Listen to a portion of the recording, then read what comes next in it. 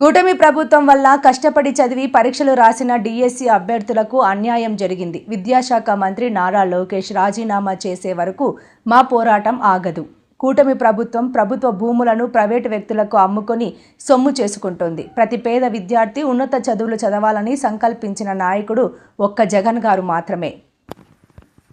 రాష్ట్రంలో 17 మెడికల్ కాలేజీలు నిర్మాణం చేపట్టిన ఘనత శ్రీ వైఎస్ జగన్ గారిదే. వైఎస్ఆర్ కాంగ్రెస్ పార్టీ జిల్లా అధ్యక్షులు కేకే రాజు డిఎస్సీలో జరిగిన అక్రమాలపై సీబీఐ ఎంక్వైరీ వేయాలని, కారకుడైన విద్యాశాఖ మంత్రి లోకేష్ రాజీనామా చేయాలని, ఫీజు రియంబర్స్మెంట్ బకాయిలు విడుదల చేయాలని, నిరుద్యోగ భృతి 3,000 వెంటనే ఇవ్వాలని డిమాండ్ చేస్తూ విశాఖపట్నం జిల్లా అధ్యక్షులు, విశాఖ ఉత్తర నియోజకవర్గ సమన్వయకర్త కేకే రాజు ఆధ్వర్యంలో కైలాసపురం పి కన్వెన్షన్ హాల్లో డిఎల్బి కళ్యాణ మండపం AP Gen Z war town hall సమావేశం జరిగింది. ఈ సందర్భంగా కేకే రాజు మాట్లాడుతూ ఈ సమాజంలో విద్య ద్వారా మాత్రమే మనిషికి గుర్తింపు వస్తుందని గ్రహించి ప్రతి విద్యార్థి ఉన్నత చదువులు చదవాలని సంకల్పించిన నాయకులు నాడు వైఎస్ రాజశేఖర్ రెడ్డి, నేడు వైఎస్ జగన్మోహన్ రెడ్డి మాత్రమేనని అన్నారు. 2019లో వైఎస్ జగన్మోహన్ రెడ్డి ముఖ్యమంత్రి అయిన తర్వాత విద్యా వ్యవస్థలో అనేక మార్పులు తీసుకువచ్చి పేద విద్యార్థులు ప్రతి ఒక్కరూ ఉన్నత చదువులు చదవాలని అమ్మ ఒడి అనే పథకాన్ని రూపొందించారు. ఆంధ్రప్రదేశ్లో నిరుపేదలకు కూడా నాణ్యమైన వైద్యం అందాలనే లక్ష్యంతో దివంగత డాక్టర్ వైఎస్ రాజశేఖర్ రెడ్డి ఆరోగ్యశ్రీ వంటి గొప్ప పథకాన్ని తీసుకొచ్చారు. అదే సంకల్పాన్ని ముందుకు తీసుకెళ్తూ వైఎస్ జగన్మోహన్ రెడ్డి రాష్ట్రంలోని పలు జిల్లాల్లో 17 ప్రభుత్వ మెడికల్ కాలేజీల ఏర్పాటుకు శ్రీకారం చుట్టారు. దీనివల్ల ప్రజలకు మెరుగైన వైద్య సేవలు అందడమే కాకుండా రాష్ట్రంలోని విద్యార్థులకు వైద్య విద్యను అభ్యసించే అవకాశాలు కూడా గణనీయంగా పెరిగాయి. కూటమి ప్రభుత్వం వచ్చిన తర్వాత ఈ ప్రభుత్వ మెడికల్ కాలేజీలను ప్రైవేటీకరించే ప్రయత్నాలు జరిగాయనే విమర్శలు వచ్చాయి. అయితే వైఎస్ జగన్మోహన్ రెడ్డి నాయకత్వంలో పార్టీ నాయకులు, కార్యకర్తలు మరియు ప్రజలు కలిసి చేసిన పోరాటం వల్ల ఆ ప్రయత్నాలు నిలిచిపోయాయని అన్నారు. రాత్రనక పగలనక కష్టపడి చదివి మంచి ఉద్యోగం సాధించాలనే సంకల్పంతో 3 లక్షలకు పైగా నిరుద్యోగులు డిఎస్సి పరీక్షలు రాస్తే ఫలితాలు వచ్చిన తర్వాత జీవోలు మార్చి ఫలితాలు ఛార్జ్ మార్చి కొత్తగా స్పోర్ట్స్ కోట తీసుకువచ్చి కూటమి ప్రభుత్వం డిఎస్సి ఉద్యోగులను అమ్ముకుందని అన్నారు.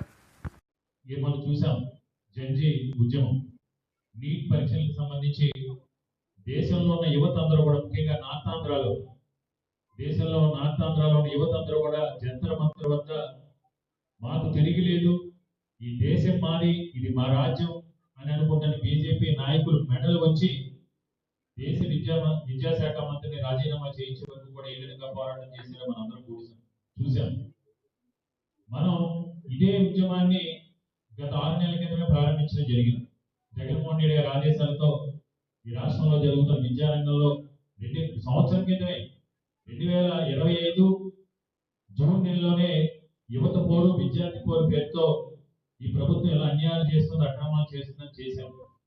కానీ మనం పోరాటం చేసే క్రమంలో ఏదో ఆ రోజు ఒక కార్యక్రమం చేయడం, జిల్లా పరిషత్ నుంచి కలెక్టరేట్ వరకు కూడా ఒక ర్యాలీ చేయడం, కలెక్టర్ గారికి వినతి పత్రం ఇవ్వడం, ఆ రోజు మనం మాట్లాడటం జరుగుతుంది తప్ప తదనంతరం దాన్ని ఏ రకంగా ముందుకు తీసుకెళ్ళాలి, ఇంకా ముందుకు తీసుకెళ్ళి ఏ విధంగా ఒత్తిడి చేయాలనే క్రమంలో జరగలేదు.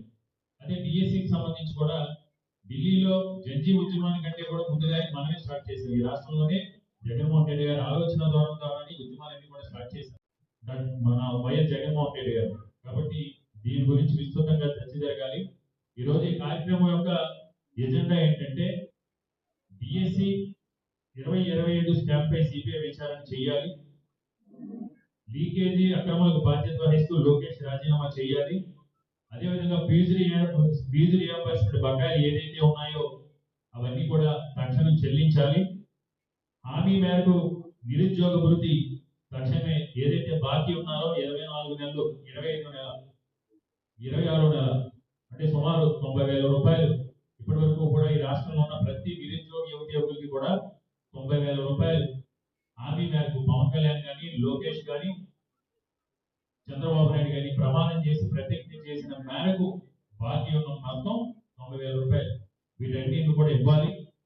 అంతేకాకుండా ఇంకా విద్యారంగానికి సంబంధించి ఏదైతే అంశాలు ఉన్నాయో వాటిపైన చర్చ జరిగి ఈ కార్యక్రమం తర్వాత మనం అందరం కూడా కొంచెం లోతుగా ఓన్లీ వైఎస్ఆర్ కాంగ్రెస్ పార్టీ క్యాడర్నే కాకుండా మీ వార్డుల్లో కావచ్చు, మీ సచివాలయ పరిధిలో కావచ్చు, ఆ స్థానికంగా ఉన్న నిరుద్యోగ యువకులు ఎవరైతే ఫీజు రియంబర్స్మెంట్ రాలేదో, ఎవరికైతే నిరుద్యోగ వృత్తి రాలేదో, ఎవరికైతే వసతి నియమం రాలేదో, ఎవరైతే డిఎస్సి ద్వారా మోసపోయి అన్యాయానికి గురయ్యారో వాళ్ళందరి డేటాని కూడా సేకరించి వాళ్ళు కూడా ఈ ఉద్యమంలో భాగం చేసి ఇక నుంచి ఈ రోజు నుంచి ఈ ఉద్యమాన్ని ఉధృతం చేసి లోకేష్ రాజీనామా చేసే వరకు ఏదైతే మనం ప్రధానంగా ఎజెండాల అంశాలు అనుకున్నామో ఫీజు రియంబర్స్మెంట్ కానీ, నిరుద్యోగ వృత్తి కానీ, డిఎస్సి అక్రమాలకు సంబంధించి కానీ వీటి పైన అన్యాయానికి గురైన వారికి న్యాయం జరిగే వరకు కూడా ఈ పోరాటం చేయాలనేది గౌరవ ముఖ్యమంత్రి,